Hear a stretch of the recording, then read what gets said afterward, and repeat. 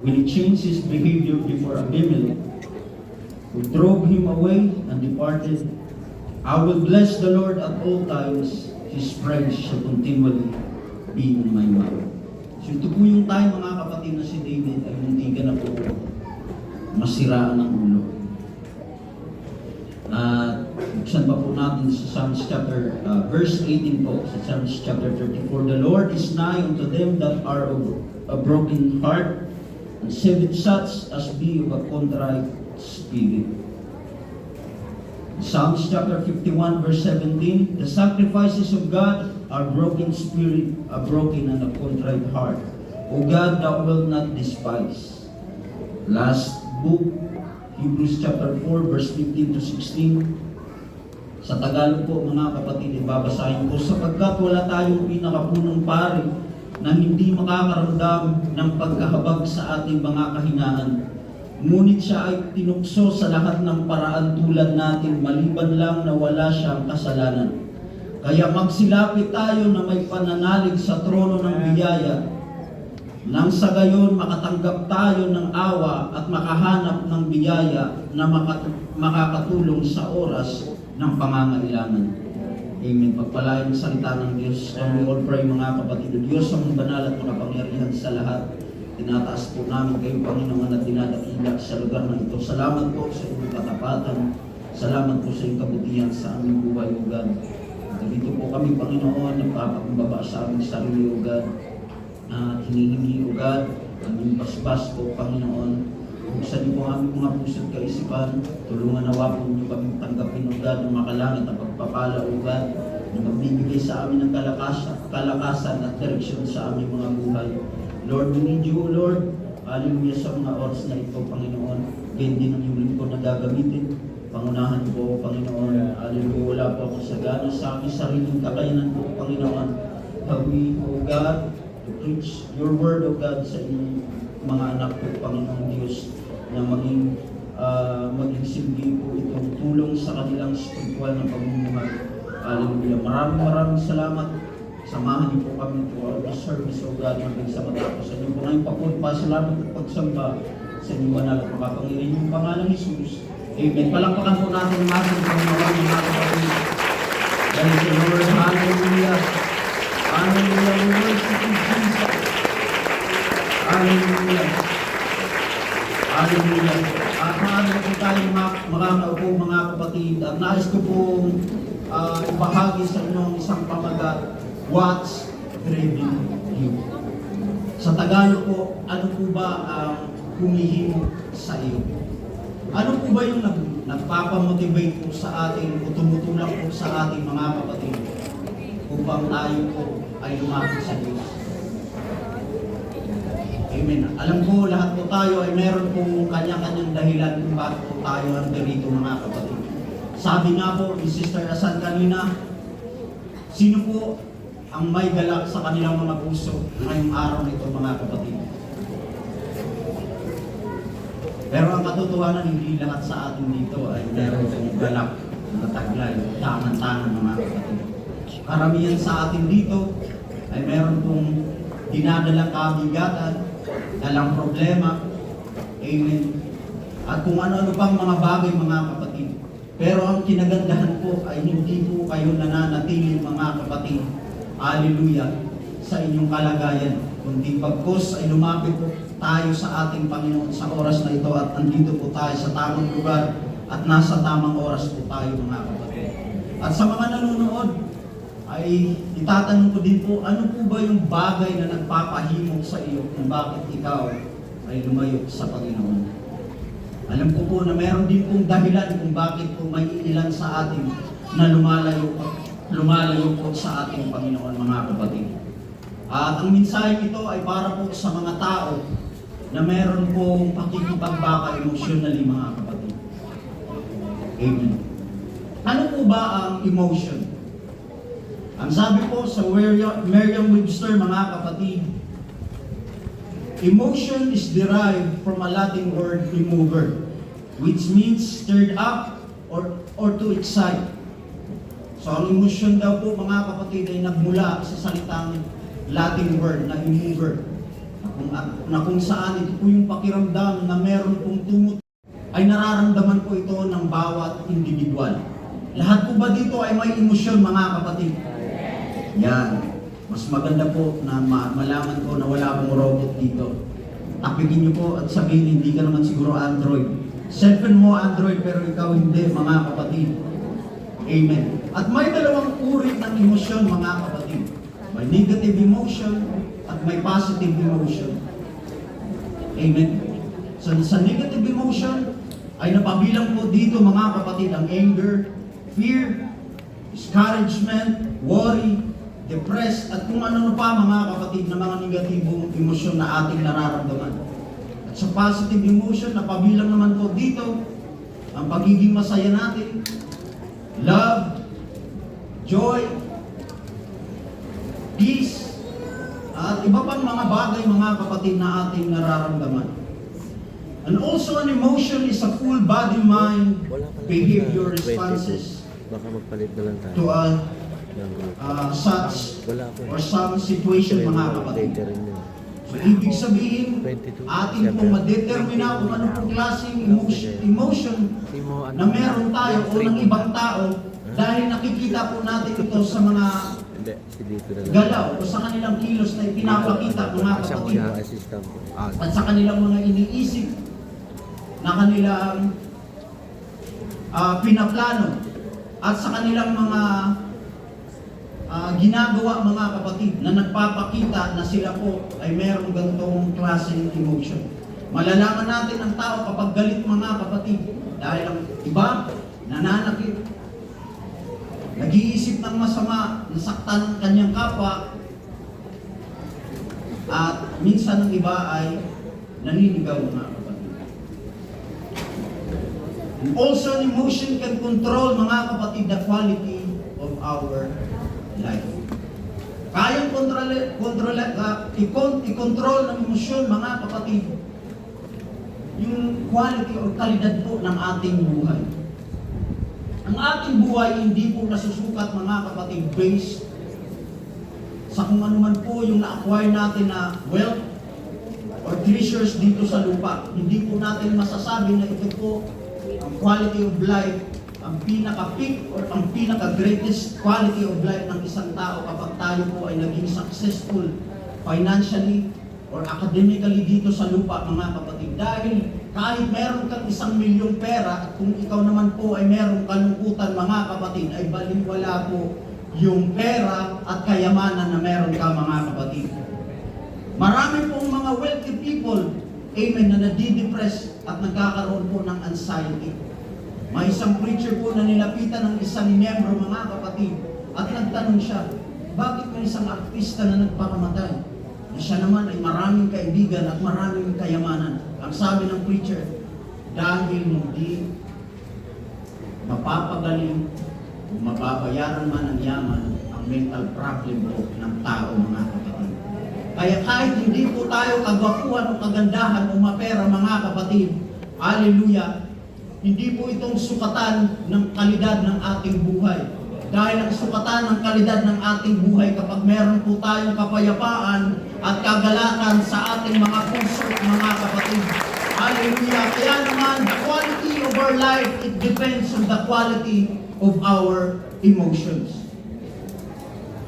Tapikin po natin ang ating mga sarili. Tanungin niyo po kung ano po yung emosyon na dala-dala po natin ngayon.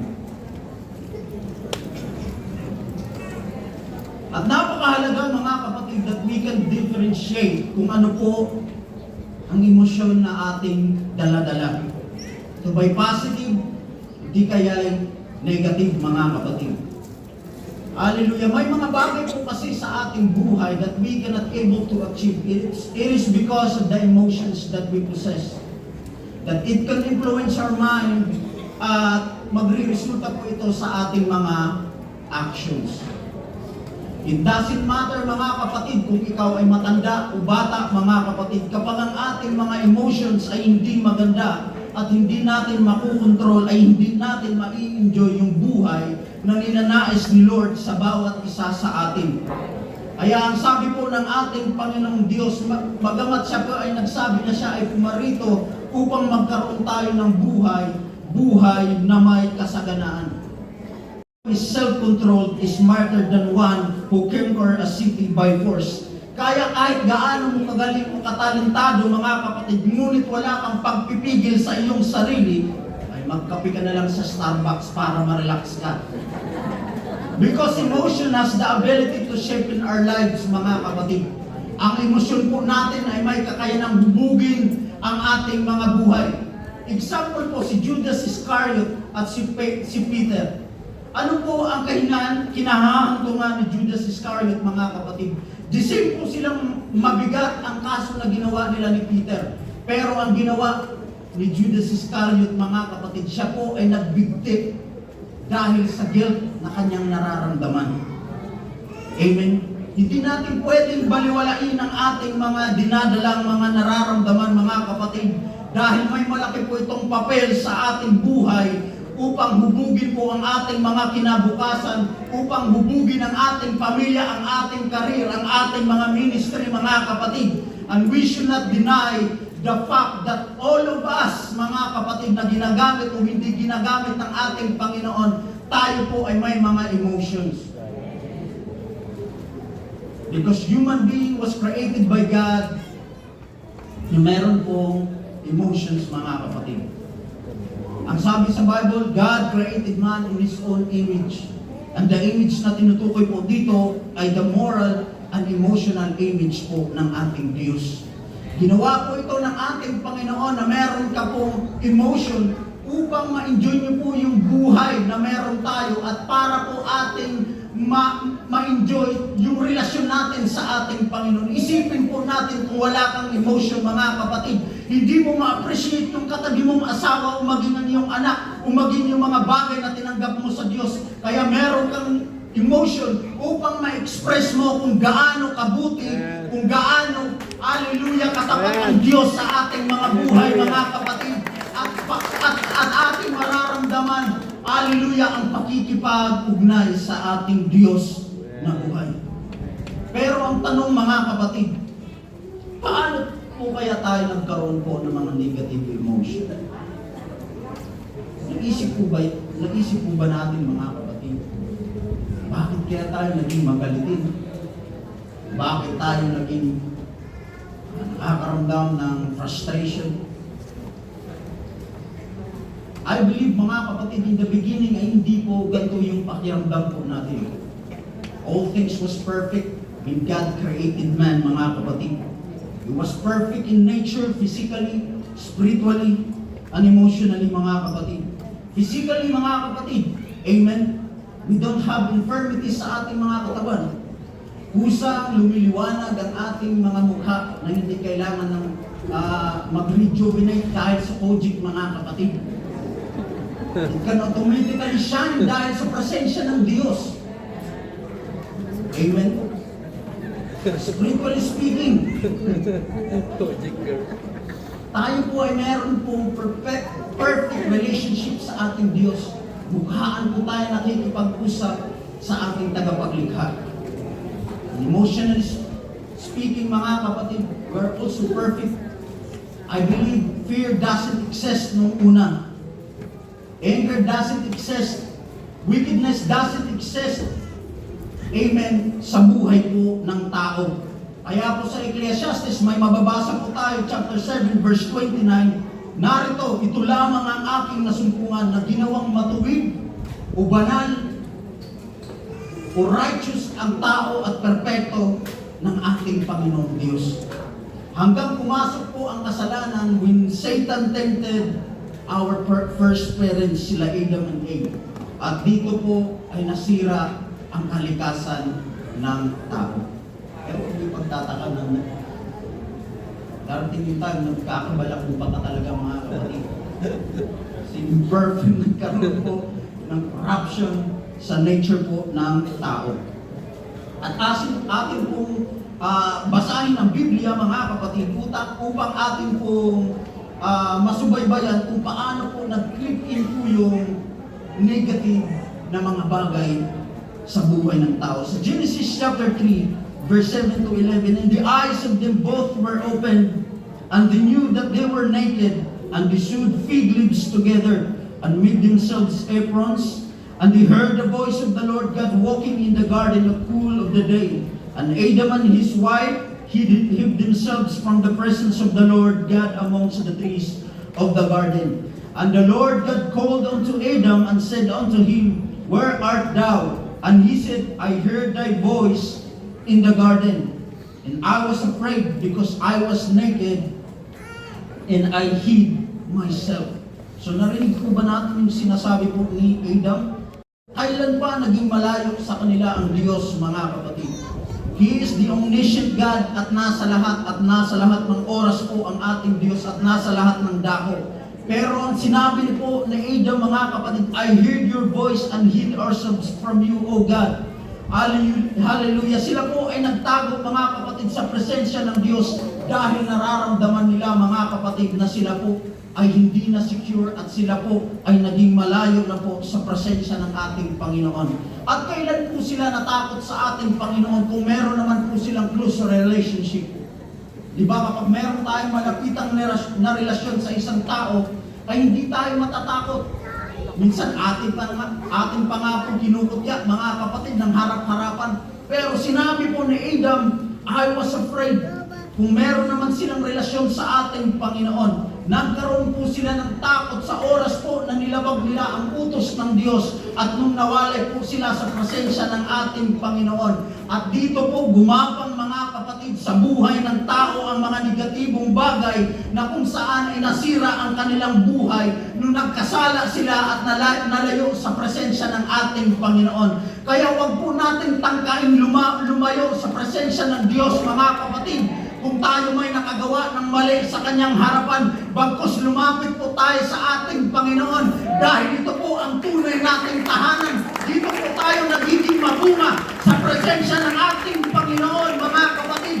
Kaya sa Bible, meron po tayong mababasa, for where the Spirit of the Lord, there is liberty. Kung nasaan ang pagpupuri ng Diyos, ang doon ang kanyang presensya tumatahan sa ating kalagitnaan, mga kapatid. Huwag mong alisin ang iyong sarili sa presensya ng Panginoon kahit ano pa ang iyong nararamdaman, mga kapatid. Hallelujah, the things of this world, hallelujah, cannot cure kung ano man po ang iyong pinagdadaanan sa buhay. Only Jesus.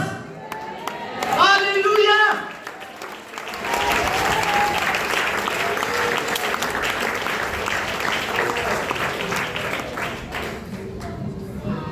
Hallelujah. At ako'y nagpapasalamat. Hallelujah. May mga tao dito sa loob ng church. Bagamat sa mga tinding trials, circumstances sa kanilang pinagdadaanan, sila po ay nananatili sa presensya ng Diyos.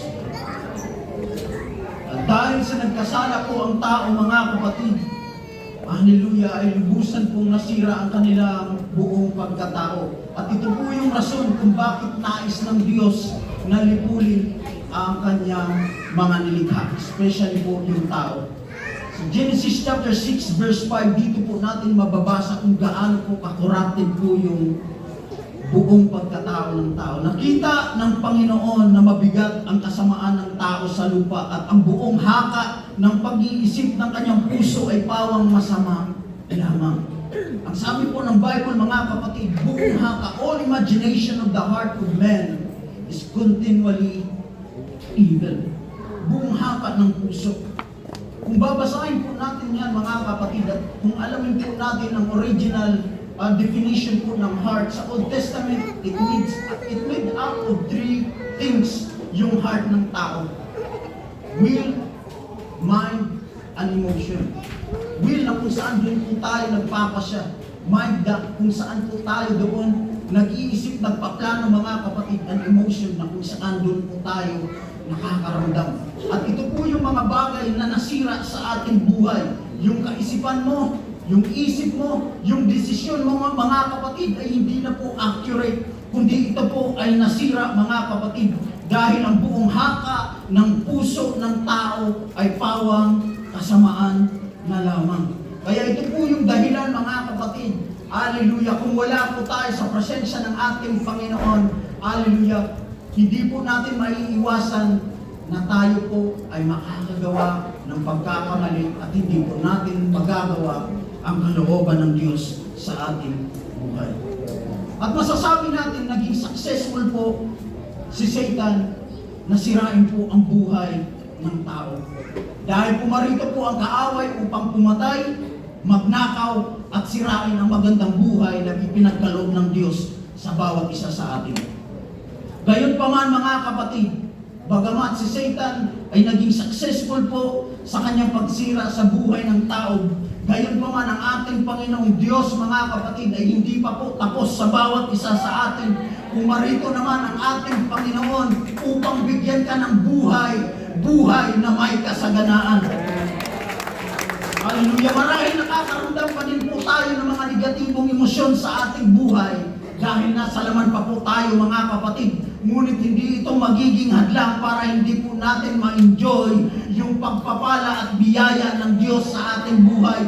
Yes, hindi natin may pagkakailan ng minsan mga kapatid ay nakakaramdam tayo ng mga negatibong bagay. Nagagalit tayo, napafrustrate tayo mga kapatid, nadidismaya tayo dahil sa mga desisyon nung una na ginawa natin na mali sa harapan ng Diyos. Ngunit hindi ibig sabihin mga kapatid na tapos na. Hanggang dito na lang tayo at wala na tayo magagawa po mga kapatid. Hindi po, may magagawa pa po tayo kung tayo po ay magpakumbaba sa harapan ng ating Panginoon.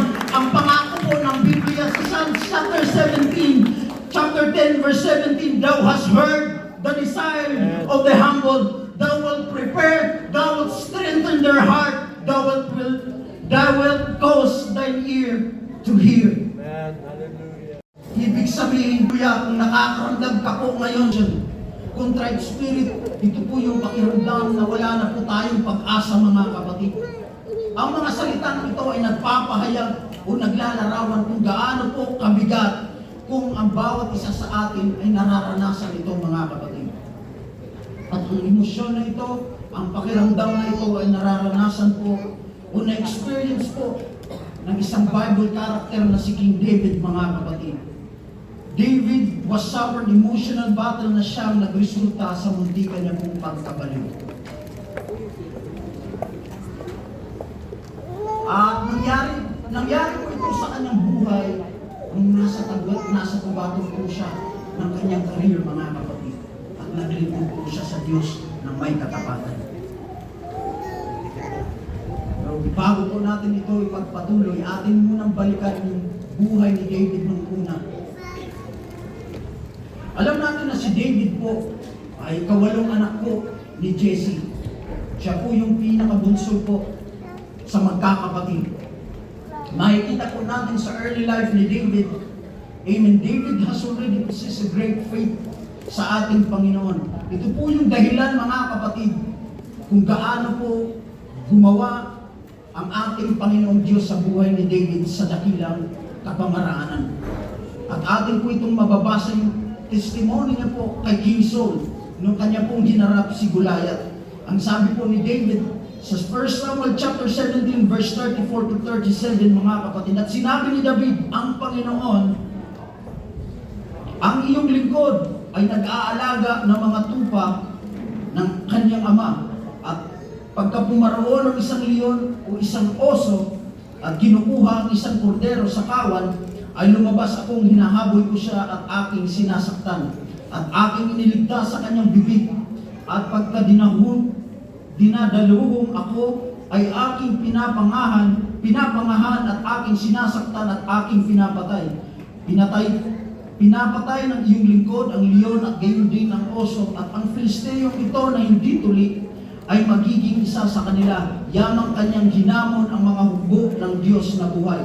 At sinabi ni David, ang Panginoon na nagligtas sa akin sa mga pangamot ng leon at sa pangamot ng oso ay siyang magliligtas sa akin sa kamay ng Filisteyong ito.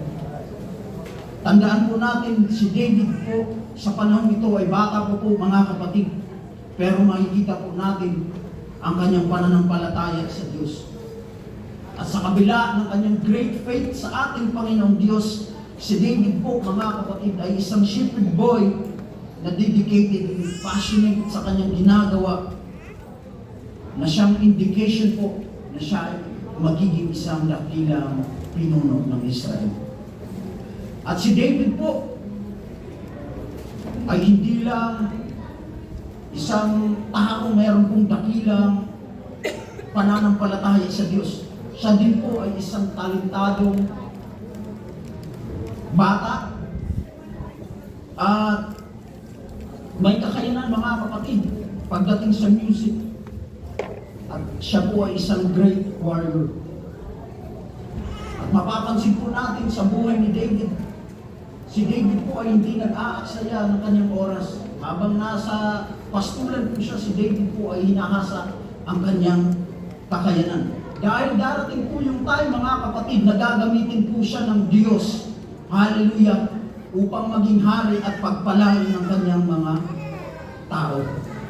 At sa ating buhay, may mga sitwasyon, may mga kondisyon, mga kapatid, na minsan na para bagang hindi ko suit, para bagang hindi ko isang kaaya-ayang lugar na kung saan ay enhance po natin ang ating mga kakayanan, mga kapatid. Hindi po, hallelujah, yung mga bagay na meron tayo, mga kapatid, ay kinakailangan natin hubugin, kinakailangan po natin gamitin, dahil darating po yung time na gagamitin po tayo ng ating Panginoong Diyos para maging pagpapala po tayo sa ibang tao. At dumating po yung time, mga kapatid, na naghahanap po ang ating Panginoong Diyos bilang pamalit sa trono ni King Saul. Dahil sa panahon ito, si King Saul ay naging disobedience na, o hindi na sumusunod po sa ating Diyos. At nagkakaroon na din po ng mental disorder si King Saul sa panahon ito, mga kapatid. At may nakapagsabi sa kanya na merong isang anak, si Jesse, na magaling po tumugtog ng harp. At ito po yung tayo, mga kapatid, na kung saan po, hallelujah, na ang ating Panginoong Diyos ay inappoint si David na bilang isang tagatugtog po kay King Saul. So nag-open po ng opportunity ang ating Panginoon upang unti-unti pong itaas si King David. Una ay yung pagpatay niya po kay Goliath, mga kapatid. Pangalawa, ito po yung nagiging musician po siya kay King Saul. Amen. Dahil si King Saul sa panahon ito ay nagkaroon po ng mental illness, na naghahanap sila ng magaling na manunugtog, at si King David po ang kanilang nahanap, mga kapatid. One of the most talented musicians sa kanila pong lugar. Po nating instrument upang pagalingin po o pahupain po yung nararamdaman ni King Saul, mga kapatid, sa kanyang kaisipan. So nakakatuwang isipin dahil sa panahon po, noong si David ay shepherd pa lang, ang kanyang mga tinutugtugan, mga kapatid, ay ang mga tupa lamang. Ang kanyang inaawitan ay ang mga kambing lang at aso ng kanyang kasama, mga kapatid. Pero ngayon po, si David po ay nilagay ng Diyos sa isang lugar na kung saan po siya nararapat. Kaya tama po yung principle po ng Biblia, mga kapatid. At sabi po ni King Solomon, "Since thou a man diligent in his business, he shall stand before kings, he shall not stand before mean men." Amen. At ganito ang mangyayari po sa bawat isa sa ating mga kapatid. God will give us an opportunity and put us in a proper place, hallelujah, upang magamit po natin yung mga bagay na hinasa po natin upang magbigay po ng kapurihan sa ating Panginoon. Hallelujah. Kaya kung meron po tayong mga bagay na ginagawa sa ating buhay na sa tingin po natin na ito po'y makapagbibigay ng kapurihan sa ating Panginoon, hindi lang sa pagtugtog, hindi lang po sa pagkanta, mga kapatid, marami pong mga gift and talents and skill na niloob po ng Diyos sa ating buhay na dapat po nating hasain, dahil darating po yung time na gagamitin po tayo ng ating Panginoon sa kanyang layunin. Ang bawat isa sa atin ay meron pong layunin, mga kapatid, dahil pagdating po natin sa langit, hindi po tayo tatanungin ng ating Panginoon o kung ano man ang laman o gaano man kalaki ang laman ng iyong bank account o kung ano ang iyong natapos. Ang tatanungin ng ating Panginoon, hallelujah, kung nagawa po ba natin ang kanyang kalooban. Ang sabi ng ating Panginoon doon sa 3 lingkod na kanyang iniwanan na ng talent, mga kapatid, thou good and faithful servant, welcome to the joy of your God. Pero tandaan po natin, yung gift and skill and talent po natin mga kapatid ay hindi po ito nag-guarantee, hallelujah, ng safety ng bawat isa sa atin. Bagkus, yung gift mo, yung kakayanan mo, ay nagiging prone po tayo sa mga pressures and challenges sa ating buhay. Dahil ayaw ng kaaway na ikaw ay magiging matagumpay. Ayaw ng Diyos na makita ka na maglilingkod ka dito sa kaharian ng Diyos, mga kapatid. Ayaw ni Satan na magkaroon ka ng relasyon, hallelujah, sa ating Panginoong Diyos. Ayaw ni Satan na maging masaya ka sa presensya ng ating Panginoon. Kaya po ang ginawa po ni King Saul nung makita niya po ang gift, nang makita po ni King Saul ang kakayanan ni King David na itataas siya ng ating Panginoon. Ang sabi ng Biblia ay tinangka po siyang patayin ni King Saul. Hallelujah. Ang sabi ng Biblia sa 1 Kings chapter 10, 18 verse 10 to 12, and it came to pass on the morrow that the evil spirit from God came upon Saul.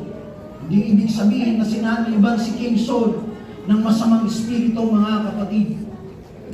Kundi ang sinabi dito ay nagkaroon lang po ng masamang kaisipan si King Saul.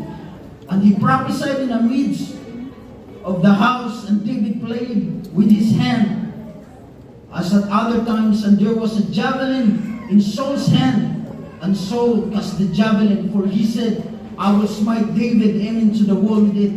And David avoided out of his presence twice, and Saul was afraid of David because the Lord was with him, and departed from Saul. Dahil once nakapag makita po tayo ng ating kaaway, mga kapatid, na ginagamit po tayo ng ating Panginoon, susubukan at susubukan po ng kaaway na ikaw ay batuhin ng mga bagay na kung saan ay masasaktan ka. Nasaktan mo po ba kayo, mga kapatid? Hindi lang po doon sa mga na-broken hearted.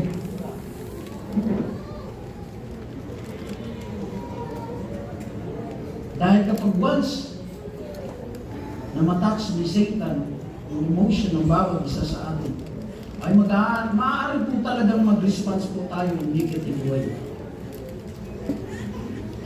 Maaari tayo ay ma-discourage, hindi kayo makaramdam po ng takot at kung ano pang mga bagay.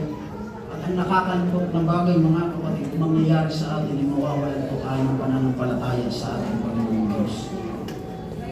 Totoo po ba, mga kapatid?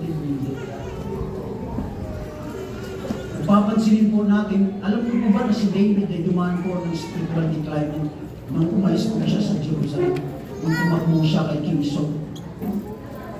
Dito po nag-umpisa na binago niya po ang kanyang sarili. Ang sabi ng Bible, sa Tagalog, I think sinabi doon na si David ay nagpanggap na nasiraan ng ulo. Yan po yung sabi ng mga Bible scholar. Pero nung pinag-aralan ko po, mga kapatid, may dalawang scholar po na nagsabi, yung na-experience ni David, nawalan po siya ng bait, lose control to himself.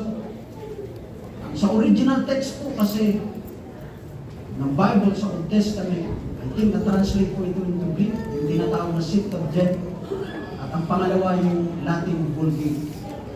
Wala pong sinabi doon na nag-pretend po si David na baliw, mga kapatid. Ang sinabi po doon ni Achish, noong si David ay pumaroon sa kanyang teritoryo, behold, ang sabi po ni Achish, you see an epileptic man. Why have you introduced him to me? Ang sinabi ni Achish, si David po ay hindi po nakukunwaring baliw sa panahon ito, kundi ito po ay resulta sa isang taong sobrang hindi ng problema at takot sa kanyang buhay. Kaya nagkaroon po ng nervous breakdown. At may nakikita po tayo dahil sa matinding problema at dahil sa matinding takot. Maging tayo mga kapatid, nag-hysterical tayo, nadidepress tayo, nawawala tayo sa sarili. At yan po ang naranasan ni King David. At hindi po tayo exempted dyan, mga kapatid. Lahat po tayo ay dadaan po dyan. Kaya minsan, tayo ay nanglalamig sa paglilingkod sa Diyos, nawawalan ng gana, nadi-discourage. Amen. Lulupay-pay. At hindi natin namamalayan ay lumalayo na po tayo sa presensya ng ating Panginoong Diyos. Si David po, mga kapatid, ay makikita po natin na meron po siyang karanasan sa pagkakaroon po ng spiritual decline. One, noong siya po ay pumaroon po sa territory ni Akish. Isa po yung palatandaan na si David ay hindi po nag-inquire sa ating Panginoong Diyos. Siya ay pumunta sa enemy's territory. Para saan, mga kapatid? Para mag-suicide. Hindi namamalayan ni David, amen, ay naghahanap siya ng comfort doon sa teritoryo ng kaaway. At hindi niya po yun nalalaman.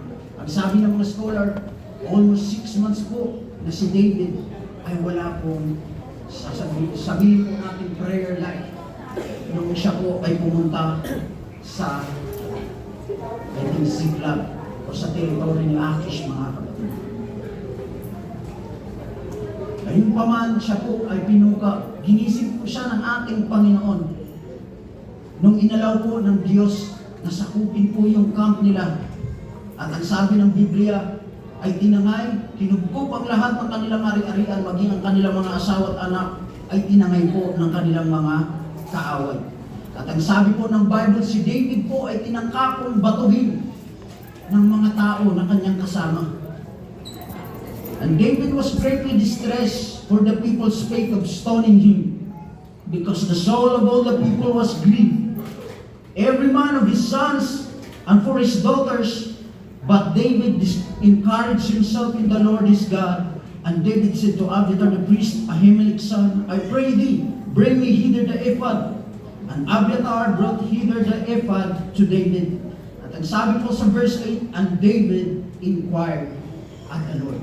So dito lang po, sa loob ng 6 months, mga kapatid, dito lang po ulit na balik si David na lumapit sa ating Panginoong Diyos.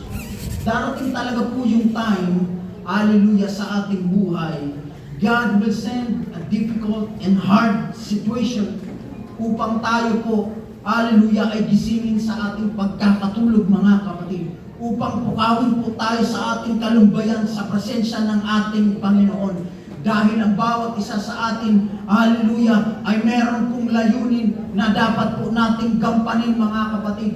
Hallelujah. And that's what the enemy po naisin sa ating buhay. Nais niyang wasakin ang bawat isa sa atin. At uunahin niya po, mga kapatid, hallelujah, na aatakihin ang ating mga emotion. Dahil alam niya kung ano ang epekto ng tao kapag magalaw po ang ating mga damdamin. Ma-out of focus po tayo sa paggawa po sa kung ano man po ang nais ng Diyos sa ating buhay. Dahil ang kaaway ay pumarito siya upang pumatay, magnakaw at pumuksa sa bawat isa sa atin. Marahil ang gawain ng kaaway, mga kapatid, ay sirain ang ating buhay. Hallelujah, ating pong tandaan na ang Diyos ay pumarito upang magkaroon tayo ng buhay. Ang buhay na ninanais ng Diyos, hallelujah, ay hindi po nasusukat, mga kapatid, sa estado ng ating pamumuhay po ngayon. Kung mayaman ba tayo o ma-influensyang tao, dahil ang kasaganaan ng buhay o ang buhay na nais ng Diyos ay nasusukat sa kapayapaan na meron ka sa presensya ng ating Panginoon. Dahil ang presensya ng Diyos, ang sabi ng Bible, ito po yung mag-iingat sa ating mga puso at kaisipan, ang ating puso na kung saan dyan po nananahan ang iyong emosyon, mga kapatid, kung saan po dyan nananahan ang iyong kalakasan, mga kapatid. Kaya po ang presensya ng Diyos, hallelujah, ang kapayapaan ng Diyos ang magbibigay proteksyon sa iyong puso at kaisipan. Dahil darating po yung time, mga kapatid, na gagawa po tayo ng desisyon sa ating buhay. Hindi maaari na iyong puso at kaisipan ay magkaaway. Darating po, kung meron po tayong napapansin sa ating mga sarili, nagagawa tayo ng hakbang. Yes, sa ating kaisipan, kaya natin, pero sa ating puso, tayo po ay takot, mga kapatid. Pero kailangan po natin ang presensya ng Diyos, mga kapatid, na siyang mag-iingat sa ating mga puso at kaisipan, na kahit anong pag-penetrate o pagbato ng kaaway, na mga negatibong bagay, tayo po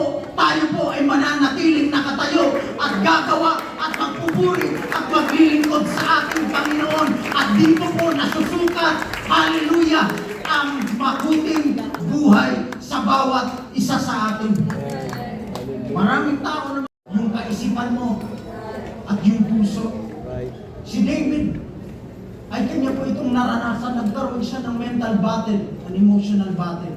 Mental battle, first, ay kanyang napagtagumpayan. Nauunawaan niya na si King Saul, kung bakit siya nais patayin, kung bakit siya binabato ng javelin, mga kapatid. Dahil si King Saul ay meron pong mental illness. Tanggap yun ni David. Pero ang pinakamasakit nung magkaroon na po ng emotional battle si King David, nung sa time na gusto na po siyang patayin ni King Saul. Si King Saul ay naging father-in-law ni David. Hari na kanyang pinaglilingkuran at pinagkakatiwalaan. Si King Saul ay naging malapit sa kanyang buhay. Pero ngayon, ito po ang hari na nais siyang patayin. Nais siyang, mga kapatid, nasirain. Nais siyang patalsikin. Hallelujah, sa trono. At ito po yung pinakamahirap na bagay, mga kapatid. Hallelujah, na mararanasan po ng tao. Na magkaroon po tayo ng emotional struggle sa buhay. Sabi po ng isang article na aking nabasa, feeling broken can stem from feeling disconnected from people. Kapag tayo ay nasaktan, gusto natin mapag-isa, mga kapatid. And feeling you don't belong in the world. Na para bagang hindi na tayo kabilang o hindi na tayo parte, mga kapatid, sa mundo na ating ginagalawan. Feeling broken can often lead to feeling of loneliness, hopelessness, and isolation, as well as a difficult of sleeping and concentrating on the task at hand. Kaya may mga tao kapag merong anxiety, ayaw nang lumabas ng bahay, ayaw nang maligo, mga kapatid, nawala ng ganang mabuhay, hindi na makatulog, hindi makakain, at siguro may ilan dito sa atin na nakaranas ng maduro, na mabroken, mga kapatid. Nasaktan tayo ng sobra dahil sa pangyayari noong mga nakalipas. Hanggang sa present situation po natin ngayon ay daladala po natin at nananatiling buhay dahil sa ating pong mga iniisip. Nag-iiwan ito ng marka sa ating mga puso at isipan. Nagiging sariwa ito sa tuwing atin pong iniisip ang mga bagay na kung saan ay nasaktan po tayo ng sobra, mga kapatid. At ang matindi nito at ang nakasakit po sa atin ay yung mga taong malapit po sa ating, mga kapatid. Kaya po ang sabi ng Biblia, ang pag-alitan ng dalawang magkakapatid ay katulad sa isang trangkahan sa palasyo. Isipin niyo po kung gaano kalaki at kabigat po yung trangkahan sa palasyo, mga kapatid. No one can able, mga kapatid, na makapag-open po. Kung tao lang po ang tatanggal sa isang lock ng isang palasyo, kinakailangan po ng supernatural power upang matanggal po ang mabigat na bagay na nagiging harap po sa relasyon ng isang tao, mga kapatid. At minsan sinisisi natin ang ating mga sarili sa mga desisyon na ating nagawa, na kung saan na ito po'y nagbibigay sa atin na makaramdam na tayo po ay nag-disappoint o maging disappointed, and we feel weak as we remember those decision na ating ginawa na mali noong mga nakaraan. If we cannot handle this feeling, mga kapatid, it will destroy our lives and it will lead us astray from the presence of God, katulad po sa ginawa po ni David. But I thank God, mga kapatid, dahil hindi po tayo nag-iisa. Ang sabi ng Biblia, mga kapatid, hallelujah, God had already been there in our down moments.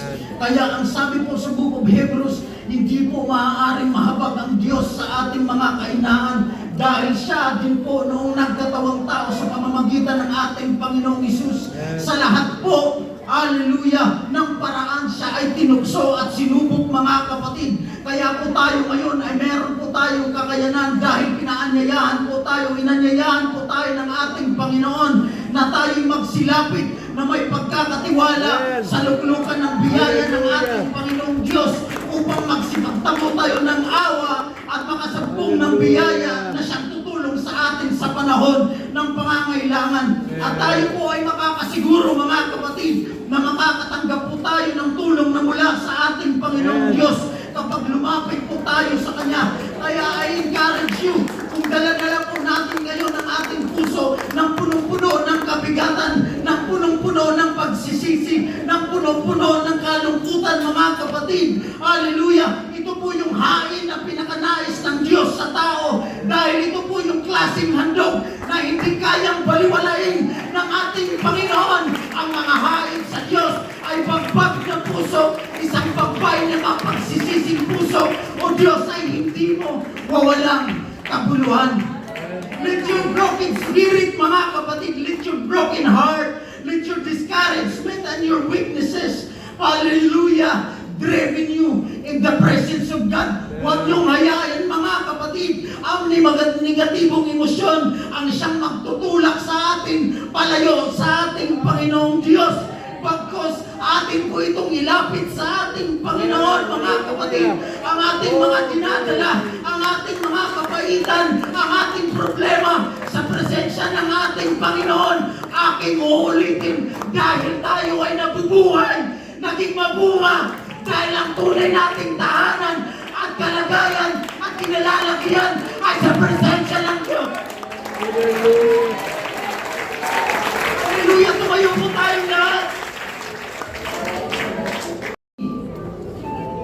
Ay mabababa, datapwat, ang nagpakababa sa kanyang sarili ay itataas ng Diyos. Hindi ko alam, mga kapatid, kung ano po ang pinagdadaanan niyo sa inyong pamilya o personally. Hindi ko alam kung ano po yung struggle niyo.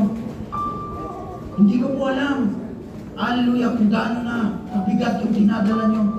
Hindi ko alam, mga kapatid, hallelujah, kung ano po ang kalagayan mo. Marahil ang iba sa atin, hallelujah, ay hindi alam ang gagawin. Kaya minsan sa church, mga kapatid, I understand may mga tao na hindi makataas na kami. Dahil ang pinaka-the best na may offer nila sa Panginoon ay ang kanilang sarili. Dahil sa tindi ng problema, mga kapatid. At nasa tamang lugar po tayo na kung saan po andito ang presensya ng ating Panginoon. Hallelujah! Hallelujah! Hallelujah! We need to be free in the presence of God, mga kapatid. Marami pa po tayong gagawin sa ubasan ng ating Panginoon. Satan cannot possession, mga kapatid, but he can oppression. Pero andito po tayo sa presensya ng ating Panginoon upang magtanggal po ng mga kalawang sa ating mga sarili, mga kapatid. Hallelujah! Isuko po natin ang ating mga dinadala. Ibigay po natin ito sa harapan ng ating Panginoon. Dahil in all points, naranasan po yan ng ating Panginoon. Hallelujah! Ini-encourage po tayo ng ating Diyos na lumapit po tayo sa kanyang luklukan. Hallelujah! Upang makasubok po tayo ng biyaya na makatulong po sa atin. Hallelujah! Sa panahon, mga kapatid, ng ating mga pangangailangan. Hallelujah! Hallelujah! Hallelujah! Oh, Jesus!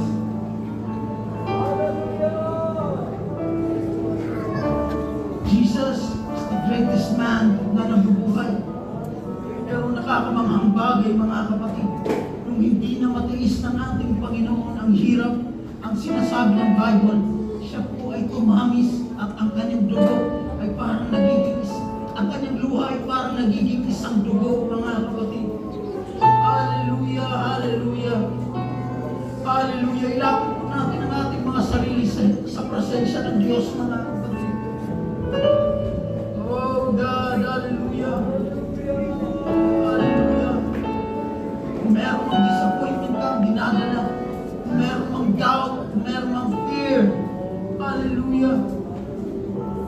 Kung ano mang bagay, mga kapatid, mga negatibong emosyon na dala-dala mo na nagiging hadlang, hallelujah!